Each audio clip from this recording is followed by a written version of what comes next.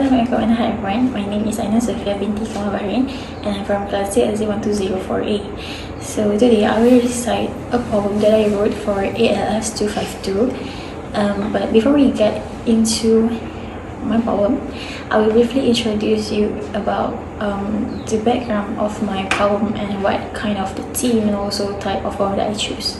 So for my poem, the theme that I choose is obsession. So for the type of poem, I used a sonnet and the title is Beyond Reach. So for Beyond Reach, it is a poem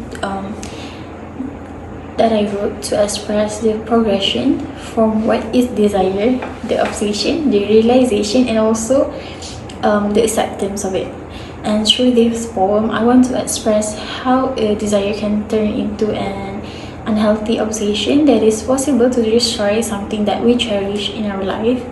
And also, I use the metaphor by using the image type to illustrate how desire is not something that we can easily have even though we are close to it. So for the first stanza, I want to introduce desire as something that can create a sense of frustration that can make someone desperately want, but it is not easy to get, just like a tide. And also I use the word glimmering to describe the word tide because I want to say that something that are beyond our reach is usually something that appear more beautiful. An urge that desperately need to be grasped. A wish that turned into an unanswered longing. Just like the tide, whenever we approach, it went away while glimmering.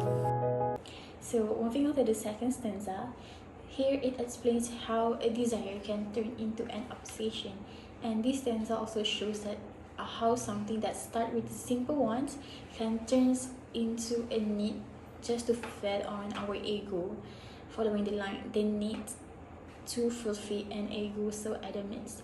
This line, it shows that our judgment can easily be clouded or manipulated by our pride, so it can lead to destruction of something that we cherish dearly.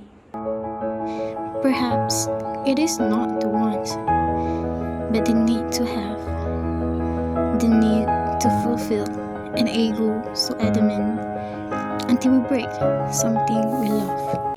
In the third stanza, it shows a realization that open our eyes that not everything is meant for us to have. The line, afar from all the chaos, let them remain beautiful from afar. It indicates that sometimes we have to let go of something to let them grow beautifully, even though it is far away from us.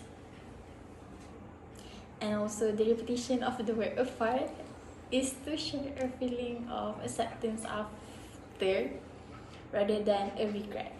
Some are within our hands, others stay too far, afar from all the chaos. Let them remain beautiful from afar. So for the last stanza, it shows the closure of the poem where I wrote about letting go. The act of letting go is not something that we should be ashamed, because instead of we need to be proud of it, because it's not something that everyone can do. So to let go of something, we need a courage, because as we let go of something, we let them go with the memories and also the pains that we had. Eventually, we need to let go so that the ache can vanish.